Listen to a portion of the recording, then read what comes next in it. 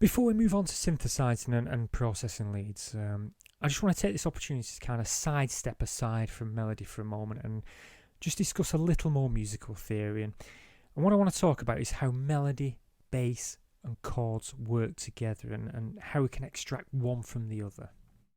You see, music's all about the instruments all working together to produce this cohesive whole. The melody complements the bass complements the melody, and the harmony, if there is one, complements the bass and the melody. And well, I think you get the picture. They all work together.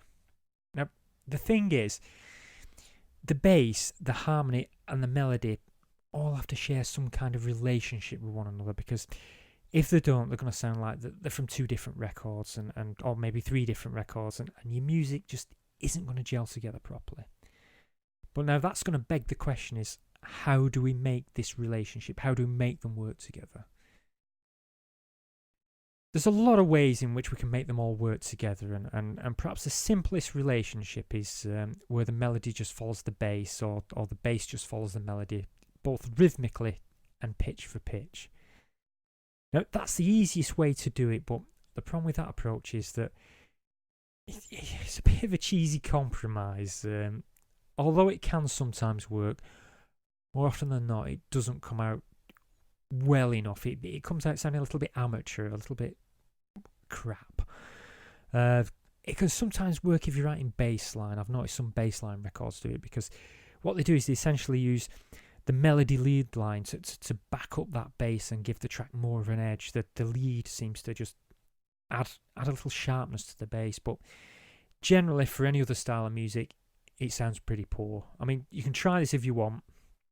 All you need to do basically is copy the MIDI down, or the bass line down, to another track, pitch it up or down by an octave, and set the MIDI to a lead instrument or a bass instrument, depending on which way you're working. You can use different intervals other than octave. We all know the importance of fifths, so you can move it by a fifth if you want. That'll work just as well as an octave. And actually, when you do that, it sounds a little bit less cheesy, but on a fundamental level, you're still copying the bass or melody note for note, and the results are generally it can sound okay, but most of the time you'll find it sounds cheap and amateur. What you will find is that to make it sound a lot better and more interesting, you have the melody and the bass playing slightly differently from one another. Not by too much, because you don't want the bass wandering off in one direction and your melody wandering off in another direction, because the music's going to sound like two entirely different records. But if you're careful, they can both sound fairly independent of one another, and they still work well together. Now, the art of doing this is known as counterpoint. Before I even say any more about counterpoint, I've got to mention here that it's a long, complex, multifaceted subject. It's one that you can find books and books and books on. It's certainly not something I can cover in great detail in a single session. I don't even think I'll cover it in a full DVD. I may be able to. We may even do a DVD on it in the future, but for this DVD, I just want to at least introduce you to the concept of counterpoint, and then you've got an idea of what it is, and you can experiment with the idea.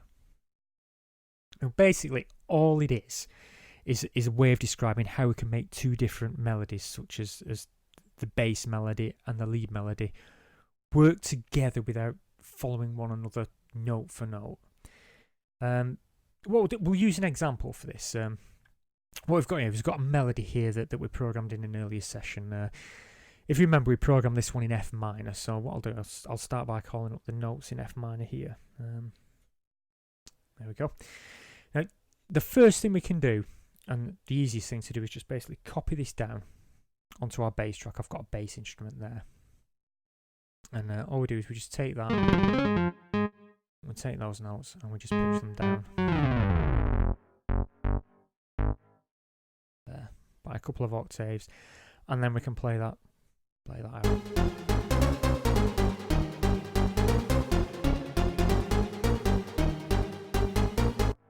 Now, I know the timbres aren't there and there's no processing in it, but still, it sounds, well, it just sounds a bit shit, really, doesn't it? So the first thing we do is make that sound a little bit better, and I think what we'll do first is we'll change the pitch of the bass. Now, we could say that provided we stay in the same key as our melody, it's going to sound harmonious. And while it is correct on a certain level, the fact is when we're working like this, when we're doing a bass and a melody, some notes just sound much more harmonious than others. Basically, we want to stay in a fairly close harmonic proximity to the pitch used in the melody, just so our bass sits well alongside it. And because of that, I find the best solution to do is basically look at chording. Now, what that means is we look at our melody and we determine what chords would work with that melody. And once we know those chords, we can then extract a bass from those chords. I'll show you what I mean. Basically, looking at our melody there, let's stretch this out a bit just so you see a bit more. Put it up. Now, the first note in our melody there is A flat. I know it's G sharp, but it's N harmonic. We're writing in F minor. So it's an A flat. Now, if we draw on our knowledge from the previous fundamental DVD, we can say that the note A flat in a key of F minor can make the following chords. It can make F, A, D. That's in triads. We could even move to sevenths here, and we could do, for example, a B. We'll stick with those for the moment. So we'll basically say that the chords in F now are F, A flat, C. So let's say basically that what we'll do is we'll say this is part of an F chord, because it would be the bottom interval of an F chord there. So what we can say is, well, if our melody's using an F chord, why don't we change the bass there to the root note of that chord? So we could move that down to the root note. We could also move it up to the outer interval. But if we move that down to the root, and then we'll take this second note here, which again is an F. Now, that's the root note of our F chord, so we could always move that up to an A flat. And we could take this note, which is an A flat, and we could again, so we'll let's move that down to the root note. So basically what we're doing is we're figuring out a chord from the melody, and then we're writing a bass to suit that chord. So let's just play this little segment back here.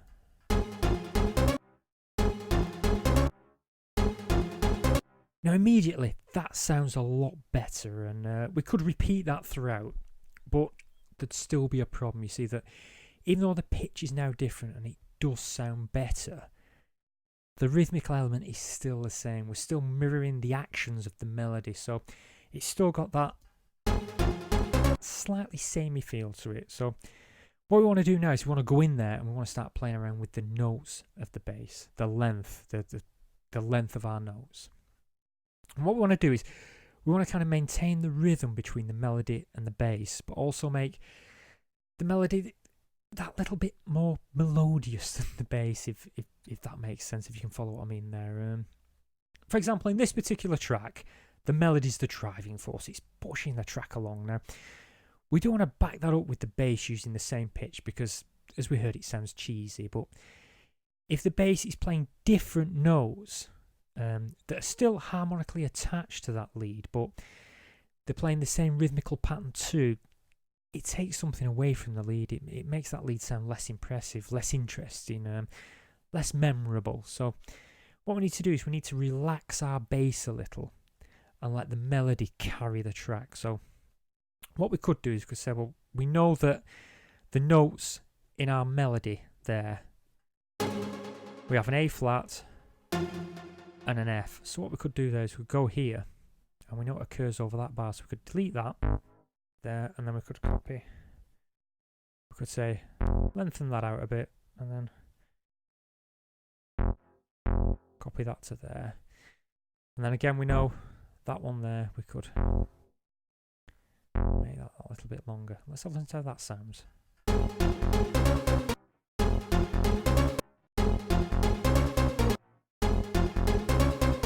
Now that sounds so much better, doesn't it? It sounds...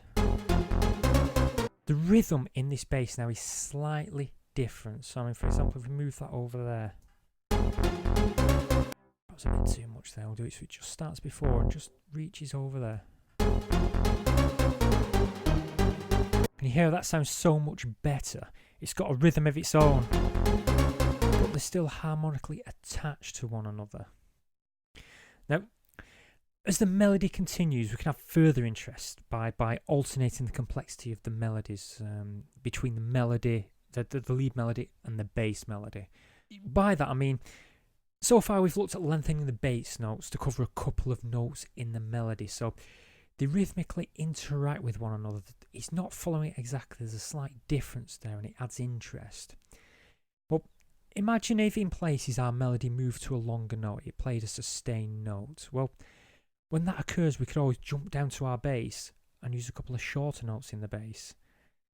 And where the bass plays longer notes, the melody plays shorter notes. And basically, we're playing the instruments off one another.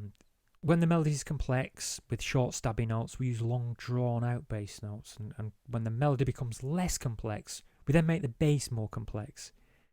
Another option with counterpoint is to use different motions throughout the melodies, such as similar, contrary, and oblique. Now, what I mean by that is, for example, you see that part there, the melody rises.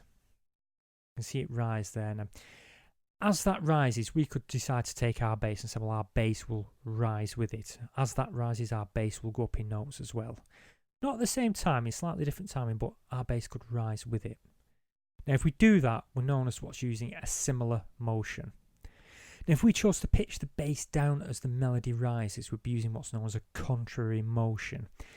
And if the melody or the bass remained at the same pitch whilst the other instrument either rise to fall in pitch, then we'd have what's known as an oblique motion.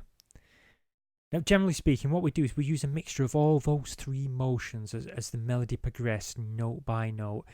For a couple of notes, we may move the bass up as the melody stays the same in pitch. In other places where the melody increases in pitch, we may move the bass down in pitch, and in others, whilst the melody increases in pitch, so does the bass. I must stress that there's no right and wrong ways when you're working with counterpoint. Basically, it's just down to experimenting and trying to figure out what sounds best, and how working on that rhythmical interaction between the bass and the melodies it's just a case of experimentation to see what fits with your music. Now, as I said at the beginning, this was just a very quick run through of counterpoint. There's a hell of a lot more to this, and I really could go on for hours at you about counterpoint and how it works. But since we've already covered bass in a previous DVD and harmony in a previous DVD, and now we've looked at melody in this one, I just wanted to at least introduce you to that basic concept of counterpoint and some of the ways in which you can marry a lead with a bass. But we do need to move on now, because actually I want to discuss some synthesis techniques and more importantly, how we can use processors to help with the drive of a melody. So we'll have to leave this here now. We may do a DVD on counterpoint in the future, but for the moment, what we're going to do is we're going to leave this and we're going to move on. And for the next session, I think we'll look at some synthesis. We'll start getting some nice timbres down for the melodies we've programmed.